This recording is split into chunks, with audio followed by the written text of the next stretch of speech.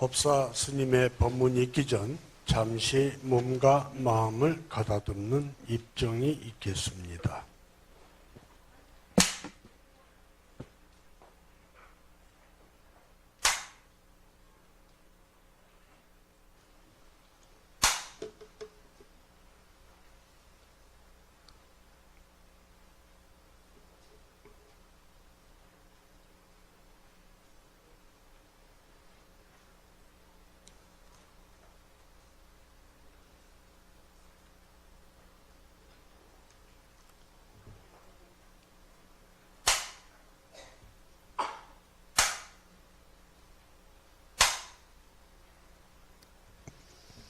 편안하셨습니까?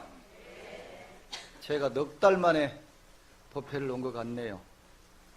좀 반갑지 않습니까?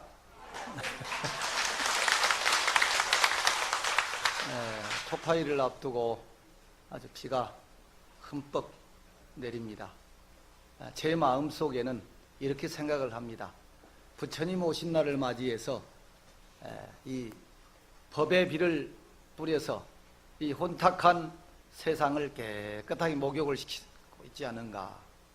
이 중생세간과 기세간을 깨끗하게 목욕을 시키면 이제 초파일이 돼서 부처님께서 강탄하시고 저희들은 아기 부처님을 목욕을 하면서 역시 완전한 창음이 이루어지고 있는 것이 아닌가 이런 생각을 해봅니다. 오늘 초3일인데 비가 많이 내리고 그래서 많이 못 오신 것 같습니다. 초파일날 쉬었다가 많이 오시려고 그러리라고 저는 믿겠습니다. 이렇게 보니까 그래도 역시 도선사는 대차례입니다. 도량 구석구석이 정말 등으로 장엄돼서 빈 등이 몇 개 없는데 부처님 오신 날 전까지 좀 등이 꽉꽉 채워져서 환희스럽게 장엄스럽게 부처님 오신 날을 맞이했으면 그런 생각이 듭니다. 언젠가 한번 소동파에 깨달음 어떤 시라고 하면서 한번 소개를 한 기억이 납니다. 개성변시 광장설이요 산새끼비 청정신인가 그랬습니다. 흘러가는 냇물소리가 부처님의 설법이고 우리가 눈으로 보고 있는 이 모든 저 등도 산도 나무도 꽃도 모두가 다 청정법신 비로자나 부처님의 모습 아닌 것이 없다. 즉 부처님의 눈으로 바라보면 다 부처로 보입니다. 마음속에 짜증이 들어있으면 매사가 짜증이 돼요. 근데 기쁜 마음으로 보면은 다 기쁩니다. 근데 그 부처님의 마음이 우리가 기쁘다고 하는 그 마음에 100배, 1000배, 10,000배나 기쁜 마음이라고 보면 돼요. 우리는 조금 기쁘잖아요. 조금 기쁜 마음으로 봐도 세상이 참 아름답게 보입니다. 그런데 부처님의 눈으로 보면은 모두가 다 부처님이고 그런 마음으로 들으면은 저 빗소리도 모두가 다 부처님께서 설법하는 그런 아름다운 설법 목소리로 들린다는 거예요. 아미타경 제5 금수연법분이라고 하는 그 분에도 보면은 극락세계에는 바람이 잠깐 부면은 가로수, 보배, 그물, 나무 이런 데에서 아름다운 소리를 내는데 마치 100,000가지 악기가 동시에 울리는 것처럼 그렇게 소리가 들리는데 그 소리 속에 가만히 귀를 기울이면은 부처님이 우리에게 설법을 하고 계신 같은 거기에 육바라밀, 팔정도, 12연기 이런 설법 소리가 썩 들린다는 거예요. 근데 우리는 마음에 복잡한 생각이 많이 들어있으니까 설법 소리가 전혀 안 들리는 거예요. 이거예요. 다른 게 아니에요. 그래서 이것을 무정설법이다 그럽니다. 사람이 음성으로만 설법하는 것이 것만이 설법이 아니라 꽃이나 나무나 새나 이런 모든 자연이 저 빗소리에서도 설법을 한다. 이것을 무정설법이다 그래요. 이 소동파도 상총선사를 찾아가서 유정설법만 들으려고 하지 말고 무정설법을 들어야 한다. 이 말을 듣고 답답해서 있다가 그 집으로 돌아가다가 떨어지는 폭포수 소리를 듣고 1차적인 깨달음을 얻어서 이 앞구절의 시를, 삭구절입니다만 읊었단 말이에요. 저 흐르는 물소리가 부처님의 설법의 소리고, 지금 내가 보고 있는 두두물물 산색이 모두가 다 부처님의 모습이더라. 이렇게 1차로 깨달음을 얻습니다. 그래서 이것을 소동파의 오도성이다 이렇게 얘기를 해요. 그래서 우리들이 자연히 설법하는 무정설법을 들을 수 있다면 얼마나 행복하겠습니까? 근데 우리는 세상을 살아가면서 소리에 귀가 막히고 조금 이상한 소리 들으면 다쳐버립니다. 이해도 안 합니다. 배려도 안 합니다. 또 빛의 눈이 멀어서 뭘 보면은 거기에 집착을 하고 분별을 하고 시비를 하다 보니까 자연의 설법을, 무정의 설법을 들을 수가 없다는 것입니다. 부처님께서 오신 것은 이와 같이 모두를 부처님으로 볼 수 있고 이 자연 모든 소리를 부처님의 설법으로 들을 수 있도록 우리를 만드시는 거예요. 그래서 소동파도 그 흐르는 물소리를 듣고 너무너무 감격해서 아까 얘기했던 흘러가는 냇물소리가 부처님의 설법이고 푸른 산빛 그대로가 청정법신 비로자나 부처님의 모습이다 이렇게 얘기를 한 거예요. 이번에 종정스님께서 부처님 오신 날 법을 내리시면서 만인에게 진리의 한마디를 선사하겠습니다 하면서 한 말씀 하셨어요. 장안만리 천만호에 고문처처 진삭가로구나 그러셨어요. 장안은 수도입니다. 서울. 서울에 있는 집이 몇 채나 됩니까? 수백만 채 되겠죠? 수백만 채에 있는 그 집집마다 문을 다 두드렸는데 두드리는 그 집집마다에서 석가모니 부처님이 다 계시더라. 이런 설법이에요. 이 집 문을 두드리니 이 집에서 문수보살이 탁 나오시고 저 집의 문을 두드리니 보현보살님이 나오시는도다. 이렇게 말씀하셨어요. 바로 그거예요. 집집마다 다 부처님이 계시고 문을 두드릴 때 다 부처님이 나오시고 문수보살이 나오시고 보현보살이 나오시더라. 어떤 학인이 조주 스님에게 묻습니다. 스님, 어떤 것이 부처입니까? 그래요.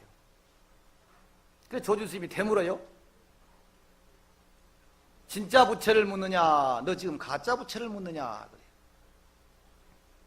그래 그 학인이 스님, 무슨 부처님의 진짜가 있고 가짜가 있습니까? 그래요.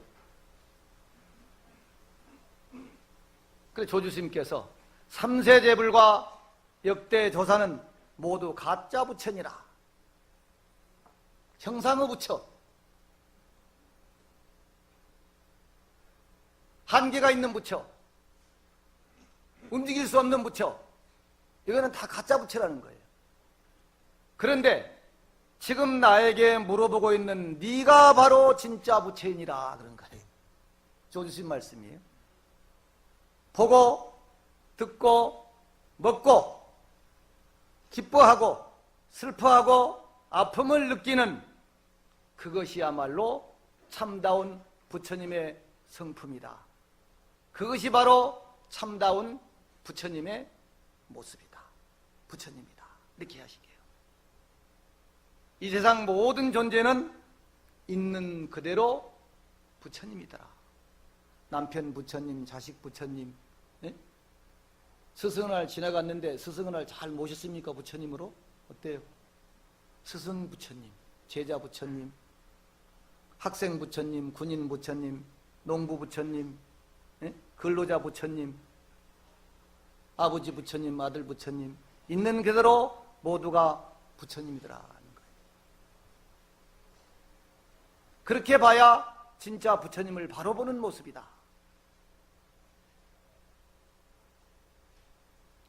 소동파 얘기입니다. 또 소동파가 그러고 나서 조금 우쭐대요. 깨달았다는 마음이 싹 들어요. 그래서 어디 좌중에서 시를 한 수 짓게 됩니다. 시를 한 수. 계수 천중천 하니 호광조 대천이로다. 팔풍취 부동하며 단자 보련대 하시네. 하늘 중에 하늘이신 부처님을 예경하니 우리가 부처님을 천중천 성중성 그럽니다. 따라해 보실까요? 천중천 성중성. 하늘 가운데 하늘이시고 성인 가운데 성인이시다. 이렇게 부릅니다. 우리 흔히 열애 시포라고 하잖아요. 열애 응공 정병지 명행족 선서 세간의 무상사 조고장부 천인사 불세존 그러죠? 근데 다른 이름으로 천중천 성중성이라고 해요. 부처님의 이름인데 하늘은 모든 사람들이 받들고 우러르는 바이다. 그런데 부처님은 그 하늘들이 우러르고 믿고 의지하는 분이기 때문에 부처님을 천중천이라고 한다. 또 이 세상에 많은 성인이 계시지만 그 성인 가운데 오직 부처님만한 성인은 없으시다. 그래서 우리가 부처님을 성중성이라고 합니다. 뭐라고 한다고요? 천중천 성중성이라고 하는 거예요. 그래서 우리가 계수 천중천 하늘 가운데 하늘이신 부처님께 내가 예경을 올리니 호광조대천 부처님의 백호광명에서 그 빛이 광명이 온 삼천대천세계를 비추시더라. 고통 있는 놈이 누군가, 어려움을 겪고 있는 놈이 누군가, 다른 잘못된 길로 가는 놈이 누군가 다 비춰봐야 알잖아요. 그래서 그 백호광명으로 세상을 다 비추시는 거예요. 그런데 그 다음 구절이 팔풍취부동입니다. 팔풍이 불어와도 온갖 어려운 바람, 실패의 바람, 고난의 바람, 이런 바람, 칭찬의 바람, 훼손의 바람, 회방의 바람, 이런 모든 바람이 불어와도 부동, 전혀 움직이지 아니하시더라. 팔풍취부동. 우리가 팔풍은 잘 아시겠지만은 내가 살아가면서 겪게 되는 내 마음에 맞고 나한테 좋은 것 4가지, 내 마음에 맞지 않고 나에게 나쁜 것 4가지, 이것을 팔풍이라고 합니다. 그럼 세상을 살아가면서 8가지 종류의 바람이 나한테 막 몰아닥쳐요. 불어닥쳐요. 근데 우리는 조그만 미풍만 불어도 몸이 흔들리고 마음이 흔들리고 막 불성이 송두리째 흔들려요. 근데 전혀 움직이지 않더라. 팔풍이 불어와도. 그래서 단자 보련대, 그 모습도 단엄하게 보련대, 연화대에 앉아 계시네. 이렇게. 자기가 지어놓고도 너무 잘 지은 것 같아요. 자기가 지은 시를. 그래서 우쭐해졌죠, 이제. 그래서 이제 어떡하냐. 이 소동파가 존경하는 사람이 누구냐면 불인요원선사입니다. 그래서 내가 스님한테 좀 인정을 받아야지. 내가 이렇게 멋진 시를 지었다. 근데 그 마음속에는 뭐예요? 스님, 저도 이제 팔풍이 불어도 끄떡 않는 정도가 됐습니다. 이렇게 자랑하고 싶은 마음이 든 거예요. 이게. 그래서 시자를 시켜서, 아이를 시켜서 시를 딱 불인요원선사한테 보냅니다. 근데 시자가 답을 받아오잖아요. 근데 뭐라고 보냈느냐? 딱 2자 써서 보냈어요. 구비. 개 구자에 방구 비자입니다. 개 방구 끼는 소리하고 앉아있네. 헛소리 하지 마라 이런 소리예요. 구비예요. 개가 낀 방귀라는 의미로 소동파가 지가 깨달았다고 하면서 지어보낸 시가 개방기와 같다는 것입니다. 개방기. 그런 실력으로 어디다가 명함을 들이미느냐? 공부 더 해라. 이런 얘기죠.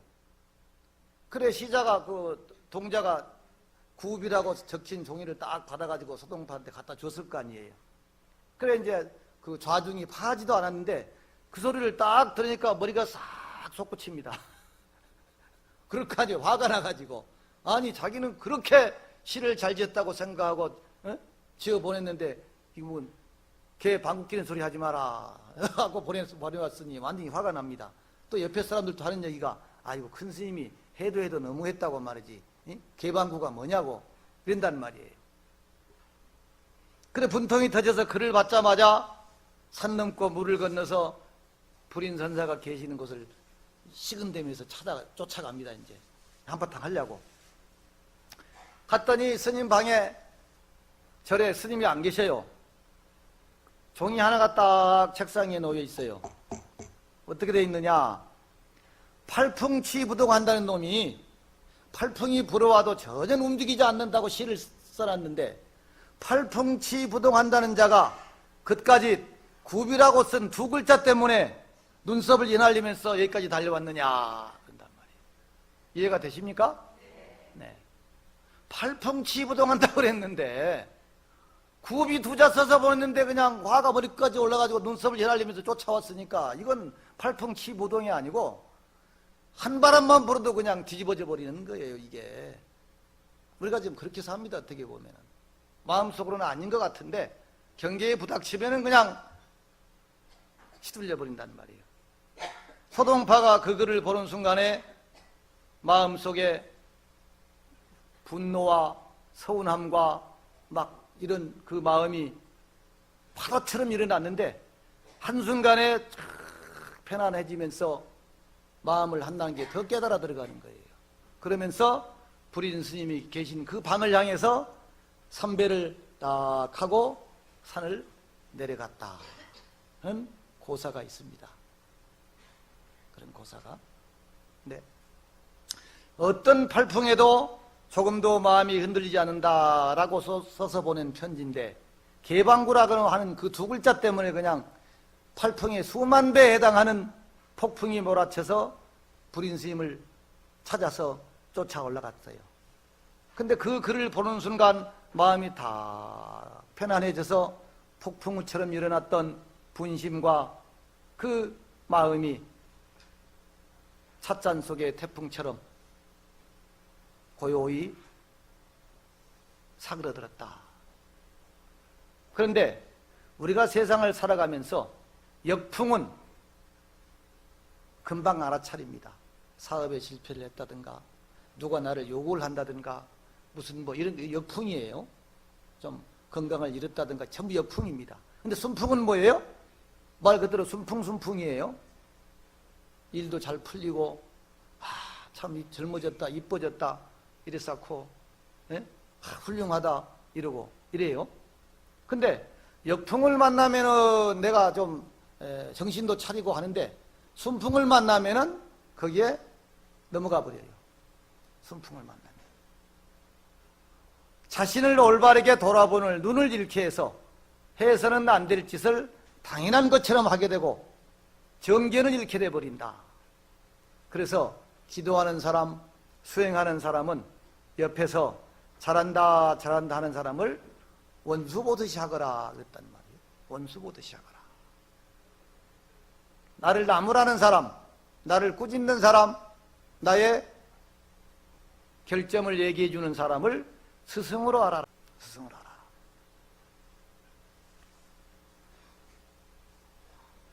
부처님은 꼭 경전의 말씀을 통해서만 우리에게 가르침을 주시는 것은 아닙니다. 아까 말씀드렸죠. 개성변시 광장설이요 산새끼비 청정시인가 그랬어요. 흐르는 물소리가 바로 부처님의 끝이 없는 무진의 설법이고 내가 보고 있는 내 주변의 모든 모습들이 바로 부처님의 모습이다. 다 부처님을 모시고 사는 것이고 부처님을 만들어야 하는 것입니다. 어느 해보다도 올 초파일은 참 의미가 있을 것 같습니다. 도전사를 봐도 이제 여러 불사들이 거의 마무리가 된 것 같아요. 정말 이제 한 걸음 도약해서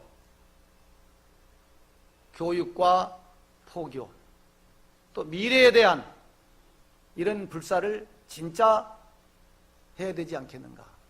또 도선사에 나오는 많은 사람들이 이 도선사가 선불장이 되어서 부처님을 가려 뽑는 그런 대수행과 정진과 기도 도량이 되어서 여기 오는 사람들이 모두가 다 이러한 무언, 무성, 자연의 설법을 듣고 우리들이 부처님의 가르침을 높이 받들어서 이 땅에 부처님의 가르침이 정말 아까 호광조대천이라고 그랬잖아요. 부처님의 백호 광명이 삼천대천세계를 두루 비치듯이 이 도선사의 법의 등불이, 진리의 등불이 이 서울 대한민국 정말 도선사가 성지 중에 성지로구나 하는 이런 이름에 걸맞을 수 있도록 여러분들이 그렇게 하셔야 되지 않겠는가. 금년 부처님 오신 날을 맞이해서 여러 가지로 어렵고 힘듭니다마는 우리나라에도 지금 남북 대화가 이루어지고 또 북미 대화가 참 성공적으로 이루어져서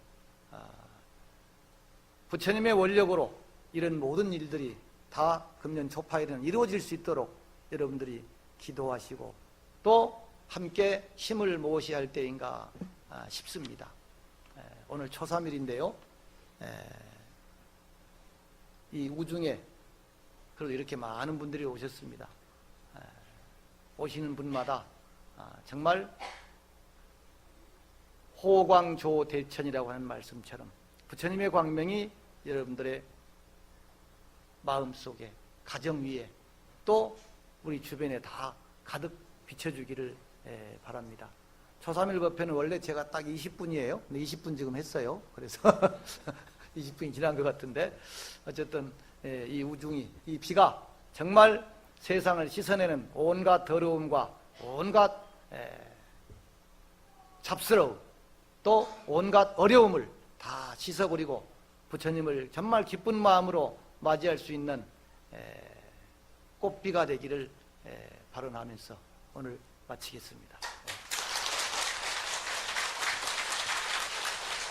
오늘 법사 스님께서 두두물물이 부처님의 모습이고 소리소리마다 부처님의 가르침이라는 주제로 법문을 해주셨습니다. 다시 한번 법사 스님께 감사의 박수 부탁드립니다.